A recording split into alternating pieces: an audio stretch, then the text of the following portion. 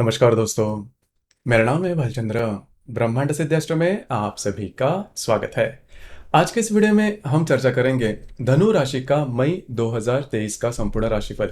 कैसे होंगे ग्रह योग, कैसे होंगे ग्रहों के राशांतर और वो आपके राशि पर किस प्रकार से प्रभाव करने वाले हैं, कौन से निर्णय आपको लेने हैं, कौन से निर्णय आपको टालने हैं, आपके जीवन का ऐसा कौन सा क्षेत्र है जो कि सबसे ज्यादा प्रभावित होने वाला है, सभी के बारे में डिटेल में चर्चा इस वीडियो में हम करने वाले हैं। अपना जो चैनल है ब्रह्मांड सिद्धि एस्ट्रो, इस चैनल पर मेष राशि से लेकर मीन राशि तक की जो सभी 12 राशियां हैं, इन सभी 12 राशियों का मई 2023 का राशिफल क्या होगा, इस विषय पर वीडियो अपलोड हो रहे हैं। आप उसका आनंद जरूर लीजिए। तो आज के इस वीडियो में हम चर्चा करेंगे धनु राशि के बारे में। शुरुआत हम सूर्य से करेंगे। सूर्य जो ग्रह है, ये सूर्य ग्रह आपके राशि के लिए सबसे ज्यादा महत्वपूर्ण ग्रह है, क्योंकि वह आपका भाग्यश है, जो कि आपके पंचम भाव में भ्रमण कर रहा है। और दिनांक 16 तारीख के बाद यह जो रवि है, यह आपके षष्ठ भाव में भ्रमण करेगा। तो यहाँ पर 2-3 बातें हैं वो ध्यान में लेने आवश्यक है। पिछले करीबन 10-12 दिनों से जो बातें हैं वो आपके लिए बहुत ही ज्यादा पॉजिटिव चल रही है। भाग्य का साथ भी आपको काफी अच्छी तरीके से मिल रहा है। जो भी काम आप हाथ में ले रहे हो वो पूरे होते हुए नजर आएंगे। तो यही जो सिलसिला है वो करीबन इस महीने के 16-17 तारीख तक चलेगा। तो जो भी महत्वपूर्ण काम है वो अगर 16-17 तारीख के पहले अगर आप हाथ में ले तो फिर वो काफी इजीली पूरे होते हुए नजर आएंगे, जो कि आपके लिए काफी महत्वपूर्ण और अच्छी बात होगी। तो कुल मिला के देखा जाए तो ये जो रवि का भ्रमण है वो आपके लिए काफी ज्यादा शुभ फलदायी साबित होगा। हालांकि 16-17 तारीख के बाद भी जो भी आपका कार्य क्षेत्र है उससे रिलेटेड भी कुछ अच्छी बातें हो सकती है, उससे रिलेटेड कहीं बाहर घूमना फिरना हो सकता है। उसी प्रकार आपके काम के अप्रिसिएशन भी काफी अच्छे हो सकते हैं। सिर्फ आपको स्वयं के स्वास्थ्य के बारे में थोड़ा ध्यान देना होगा। लेकिन मोटे तौर पर अगर देखा जाए तो ये जो सूर्य का भ्रमण जो कि आपके षष्ठ भाव में होगा वो आपके लिए शुभ फलदायी साबित होगा। इसके बाद हम चर्चा करेंगे मंगल ग्रह के बारे में। मंगल जो ग्रह है ये भी आपके राशि का सबसे महत्वपूर्ण ग्रह है, क्योंकि ये आपका पंचमेश भी है, व्यय भी है, जो कि आपके सप्तम भाव में भ्रमण कर रहा है। और दिनांक 11 तारीख के बाद ये जो मंगल है वो आपके अष्टम भाव में भ्रमण करेगा। तो पिछले करीबन 1 से 1.5 महीने में आपने देखा होगा, या फिर मोटे तौर पर अगर देखा जाए, मोटे पर्सपेक्टिव में अगर देखा जाए तो पिछले करीबन 7-8 महीने में आपने देखा होगा कि स्वास्थ्य के बारे में जो समस्याएं हैं वो काफी ज्यादा आ रही है। आपके जो वैवाहिक जोड़ीदार है उनके साथ भी छोटी मोटी बातों को लेकर तकरार हो रही है। मतलब मानसिक शांति जिसे हम कहते हैं वो आप खो चुके हो। वैसे देखा जाए तो 7.5 में आपकी राशि थी, तो पिछले करीबन 4-5 सालों में यही जो सिलसिला है वो मोटे तौर पर देखा जाए। लेकिन आपके राशि की एक खासियत है कि आप हमेशा जीवन को पॉजिटिवली देखते हो। आप में जो एनर्जी लेवल है वो काफी अच्छी है, और इंसानियत के मामले में भी आपकी जो राशि है वो सबसे आगे रहती है। तो पॉजिटिव एटीट्यूड होने के कारण कितने भी चाहे दुख आपने सहन किए हैं, लेकिन उससे आप बाहर निकल रहे हो, सिर्फ वो जो कॉन्फिडेंस जिसे कहते हैं या फिर पॉजिटिव एटीट्यूड जिसे कहते हैं उसके कारण। तो अब ये जो सिलसिला है, जो स्ट्रेस, जो टेंशन जो भी आपने सहन किए हैं वो अभी करीबन इस महीने में काफी ज्यादा कम हो जाएंगे, कभी करीबन नील हो जाएंगे। तो ये जो बात है, आपके जो वैवाहिक जोड़ीदार आप में, उनमें और आप में जो भी स्ट्रेस, टेंशन या फिर कॉम्प्लिकेशन चल रहे थे वो करीबन 13-14 तारीख के बाद धीरे धीरे धीरे कम होते हुए नजर आएंगे। लेकिन यहाँ पर एक बात है कि आपको थोड़ा सा स्वयं के स्वास्थ्य के बारे में ध्यान देना होगा। यदि आप किसी स्वास्थ्य की समस्या से पीड़ित है तो उसके कुछ लक्षण आपको दिखाई दे सकते हैं। उसी प्रकार अगर आप किसी के रिलेशनशिप में है तो वहां पर भी जो बातें हैं थोड़ा छोटी मोटी ऊपर नीचे हो सकती है, लेकिन आपको इजी मनी वगैरह मिलने की संभावना काफी अच्छी बन रही है। तो कुल मिला के देखा जाए तो थोड़ा सा स्वास्थ्य के बारे में आपको ध्यान देना होगा करीबन 13-14 तारीख के बाद।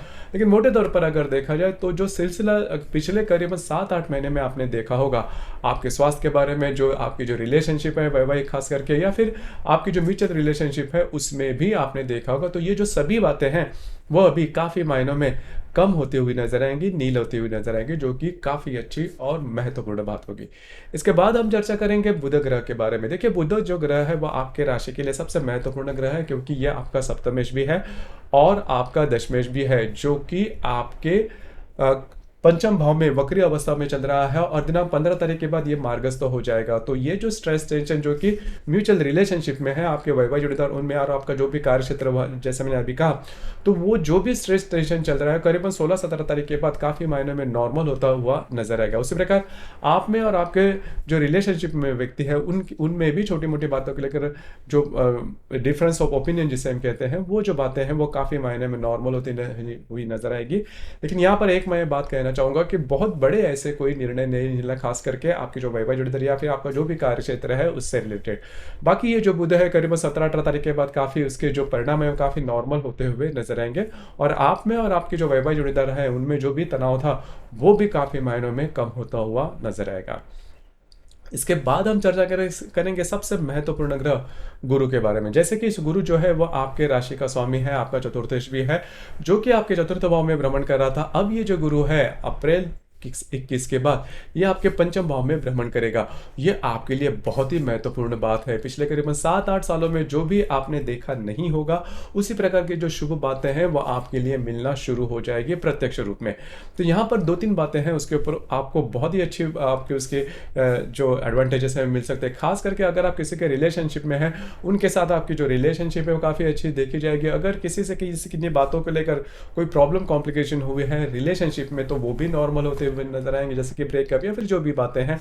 उसी प्रकार अगर आप नई रिलेशनशिप बनाना चाहते हो तो भी ये जो गुरु है वो आपके लिए बहुत ही ज़्यादा शुभ फलदायी साबित होगा। जो गर्भवती महिला है उनके लिए जो गुरु है वो काफ़ी महत्वपूर्ण होगा। जो गर्भधारणा करना चाहती है महिलाएं उनके भी लिए भी ये जो गुरु का भ्रमण है वो बहुत ही ज़्यादा शुभ फलदायी साबित होगा। उसी प्रकार अगर आप शेयर मार्केट में इन्वेस्ट करना चाहते हो तो भी ये जो गुरु है आपके लिए काफ़ी ज़्यादा महत्वपूर्ण और शुभ फलदायी साबित होगा। आपका जो कॉन्फिडेंस है वो काफ़ी अच्छा देखा जाएगा। जो विद्यार्थी वर्ग है उनके लिए भी जो गुरु का भ्रमण आपके पंचम भाव में होगा वो काफ़ी ज़्यादा महत्वपूर्ण साबित होगा। जो संतान सुख के बारे में भी ये जो गुरु है वो आपके लिए काफ़ी मददगार साबित होगा। लक फैक्टर भी आपका काफ़ी अच्छे तरह से हो सकता है। उसी प्रकार आपकी जो मित्र परिवार है उनसे भी आपको कुछ अच्छी मदद मिल सकती है, कुछ अच्छे लाभ वगैरह मिलने की संभावना बहुत ही अच्छी बन रही है। हालांकि ये जो गुरु है यह गुरु आपके पंचम भाव में मई 2024 तक रहेगा, मतलब 1 साल तक। तो इसके बारे में जो स्पेसिफिक वीडियो है वो हमने अपलोड किया है, ज़रूर देखिए, उसमें काफ़ी डिटेल में बताया गया है। तो यह जो इस महीने के बारे में अगर देखा जाए तो भी ये जो गुरु है वो आपके लिए काफ़ी ज़्यादा महत्वपूर्ण और शुभ फलदायी साबित हो रहा है। उसके बाद हम चर्चा करेंगे शुक्र ग्रह के बारे में। अब ये जो शुक्र ग्रह है, ये शुक्र ग्रह आपके राशि का नंबर 1 का अशुभ ग्रह माना जाता है, क्योंकि आपके राशि का जो स्वामी है गुरु और जो शुक्र है वो नैसर्गिक शत्रु ग्रह कहे जाते हैं। क्योंकि ये जो गुरु है, ये गुरु मतलब ये जो शुक्र है वो आपका लाभेश है, उसी प्रकार आपका षष्ठेश है जो कि आपके षष्ठ भाव में भ्रमण कर रहा है, और दिनांक 3 तारीख के बाद ये जो शुक्र है वो आपके सप्तम भाव में भ्रमण करेगा। तो यहाँ पर आपके जो वैवाहिक जोड़ीदार है उनके साथ आपकी जो इंटरेक्शन है वो काफ़ी अच्छी देखी जाएगी। जो हारमोनी आप में जो पहली थी बहुत सालों पहले वो फिर से नजर आएगी, जो कि बहुत ही अच्छी बात होगी। लेकिन यहाँ पर थोड़े से आपके जो वैवाहिक जोड़ीदार है उनके स्वास्थ्य के बारे में छोटी मोटी समस्याएं आ सकती है, लेकिन मोटे तौर पर अगर देखा जाए तो हार्मनी से रिलेटेड जो भी बातें हैं वो काफ़ी अच्छे आप दोनों में देखी जा सकती है। इसके बाद हम चर्चा करेंगे शनि ग्रह के बारे में। शनि ग्रह के बारे में क्या कहना, क्योंकि पिछले करीबन 6-7 साल में शनि क्या होता है और किस प्रकार से पीड़ा देता है और किस प्रकार के स्ट्रेस, टेंशन म्यूचुअल रिलेशनशिप में या फिर पैसे में या फिर जो भी महत्वपूर्ण बातें होती है उसमें किस प्रकार के आते हैं उसके संदर्भ में आपने अनुभव लिए होंगे। अब ये जो शनि है जनवरी के करीबन 21 तारीख के बाद आपके राशि से मतलब आपके द्वितीय भाव से हट चुका है और आपके तृतीय भाव में स्वयं के राशि में भ्रमण कर रहा है। यह जो कालावधि है, मतलब अब ये कालावधि निकल चुका है, वो आपके लिए गोल्डन पीरियड हो सकता है। क्योंकि जो 2 महत्वपूर्ण ग्रह जैसे कि गुरु जो कि आपके पंचम भाव में भ्रमण करेगा, शनि जो कि आपके तृतीय भाव में भ्रमण करेगा, वो आपके लिए बहुत ही ज्यादा शुभ फलदायी साबित होगा। ऐसे काम जो कि आपको लगते हैं नहीं हो रहे, पिछले कई सालों से नहीं हो चुके हैं, जिसके बारे में आपके मन में कई सारी दुविधा है, कई सारे प्रश्न चिन्ह हैं, वो काम आप हाथ में ले सकते हो और वो काम आप पूरे कर कर भी छोड़ोगे, जो कि बहुत ही महत्वपूर्ण बात होगी।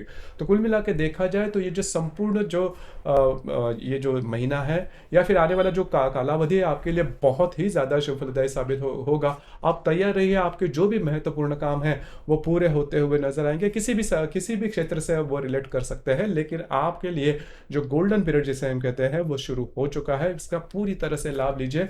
गुरु के जो भी बातें हैं, गुरु आपके लिए अभी पॉजिटिव हो चुका है, तो ये भी आपके मई के 1st-2nd वीक से ही आपको इसके जो रिजल्ट्स है वो मिलना शुरू हो जाएंगे। तो कुल मिला के देखा जाए तो आपके राशि के लिए मतलब धनु राशि के लिए ये जो सभी कालावधि है मतलब मई का जो आपके लिए महत्वपूर्ण साबित होगा। अब हम चर्चा करेंगे ग्रह योगों के बारे में। ग्रह योग के बारे में अगर देखा जाए तो रवि और बुध की युति होने जा रही है आपके पंचम भाव में मेष राशि में। तो यहाँ पर आपके जो वैवाहिक जोड़ीदार है उनके साथ आपकी जो इंटरेक्शन है वो बहुत अच्छी देखी जाएगी। उनके साथ कहीं बाहर घूमना फिरना हो सकता है, महत्वपूर्ण काम भी आप कर सकते हैं। उसी प्रकार अगर आप शेयर मार्केट में डील करते हो तो कुछ अच्छे लाभ वगैरह मिलते हुए भी नजर आएंगे। उसी प्रकार दिनांक 4 तारीख को शुक्र और नेपच्यून का केंद्र योग भी होने जा रहा है। शुक्र जो कि आपके सप्तम भाव में है, उसके साथ आपके चतुर्थ भाव का जो नेपच्यून है वो केंद्र योग करने जा रहा है। तो स्वयं के स्वास्थ्य के बारे में ध्यान दीजिए। उसी प्रकार अगर आप विवाहित हो तो आपके जो वैवाहिक जुड़े हैं उनमें और आप में छोटी मोटी बातों को लेकर तकरार हो सकती है। इसका यह जो ग्रह योग है इसका बहुत बड़ा इंपैक्ट नहीं होगा। उसी प्रकार दिनांक 9 तारीख को रवि और हर्षल की युति होने जा रही है। अब ये जो युति है थोड़ी महत्वपूर्ण है, दिनांक 9 तारीख को है। 9-10 तारीख को इसका जो प्रभाव है वो देखा जाएगा। खास करके अगर आप किसी के रिलेशनशिप में हैं उनके साथ छोटी मोटी बातों को लेकर तकरार हो सकती है। ये तकरार थोड़ी बढ़ भी सकती है और इसका जो खामियाजा है वो भी थोड़ा भुगतना पड़ सकता है। तो किसी भी प्रकार के महत्वपूर्ण निर्णय इन दिनों में बिल्कुल भी नहीं लेना। उसी प्रकार दिनांक 13 तारीख को शुक्र और शनि का त्रिकोण योग होने जा रहा है। शुक्र जो कि आपके सप्तम भाव में है, जो शनि है वो आपके तृतीय भाव में है, दोनों का त्रिकोण योग होने जा रहा है। तो अगर आप विवाहित हो तो आपके जो वैवाहिक जोड़ीदार उनके साथ कहीं बाहर घूमना फिरना हो सकता है, कुछ अच्छा टाइम आउट आप कर सकते हो। उसमें कई जो बातें मतलब मित्र परिवार है उनसे भी आपको कुछ अच्छी मदद मिल सकती है। ऐसे काम जो कि अब तक आपको भारी लग रहे थे आप करियर के मामले में, वो आप हाथ में ले सकते हो। उसके बारे में कुछ अच्छी बातें भी हो सकती है या फिर उसके बारे में लक फैक्टर जिसे हम कहते हैं वो भी आप फील कर सकते हो। तो ये जो शुक्र शनि का जो त्रिकोण योग है तृतीय और सप्तम भाव से, वो आपके लिए शुभ फलदायी साबित होगा। उसी प्रकार मंगल और नेपच्यून की युति भी त्रिकोण योग भी होने जा रहा है दिनांक 15 तारीख को। अब ये जो मंगल है, ये मंगल आपके अष्टम भाव में भ्रमण करेगा। उसके साथ आपके चतुर्थ भाव का जो नेपच्यून है वो त्रिकोण योग करने जा रहा है। इजी मनी मिलने की संभावना इस दरमियान बहुत ही ज्यादा बन रही है।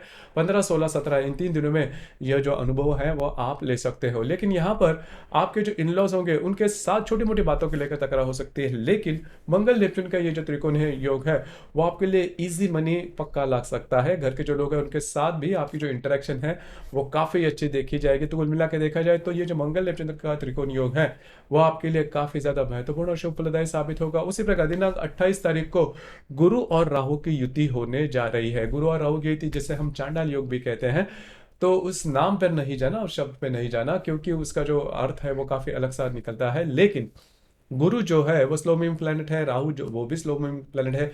इस वजह से ये जो ग्रह योग है इसका जो प्रभाव है करीबन 25 तारीख से लेकर 30-31 तारीख तक देखा जाएगा।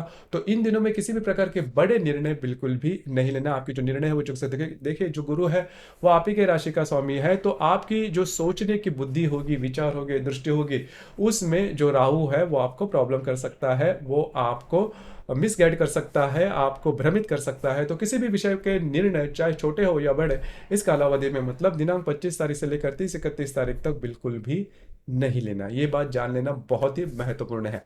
उसी प्रकार इस महीने की जो पूर्णिमा है वो 5 तारीख को है, बुद्ध पूर्णिमा है, और दिनांक 19 तारीख को अमावस है। अमावस और पूर्णिमा के दिन होता क्या है कि रविचंद्र का जो आकर्षण होता है पृथ्वी के प्रति वो काफी ज्यादा पाया जाता है। इस वजह से हमारी जो भावनाएं होती है वो काफी ज्यादा इमोशनल हो जाते हैं और इमोशन के चलते जो बातें हैं वो कॉम्प्लिकेटेड हो जाती है। तो इस वजह से किसी भी प्रकार के महत्वपूर्ण निर्णय इन दिनों में नहीं लेना। मतलब अमावस और जो पूर्णिमा है उन दिनों में अगर लेते हो तो प्रॉब्लम कॉम्प्लिकेशंस आपको ज्यादा आ सकते हैं। इस चीज पर ध्यान देना बहुत ही ज्यादा आवश्यक होगा।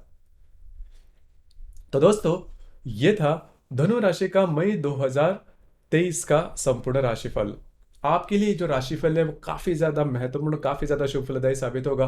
पिछले करीबन 6-7 वर्षों की अगर आप तुलना करते हैं तो ये जो मई 2023 से आपका जो लाइफ है, आपकी जो जीवन है वो पूरी तरह से यू टर्न लाएगी, जो कि आपके लिए शुभ फलदायी साबित होगी। आपके इसके संदर्भ में विचार क्या है, आपके अनुभव क्या है, नीचे कमेंट बॉक्स में जरूर कमेंट करना। और अपना जो चैनल है ब्रह्मांड सिद्धि एस्ट्रो, इसे भी लाइक शेयर और सब्सक्राइब जरूर करना।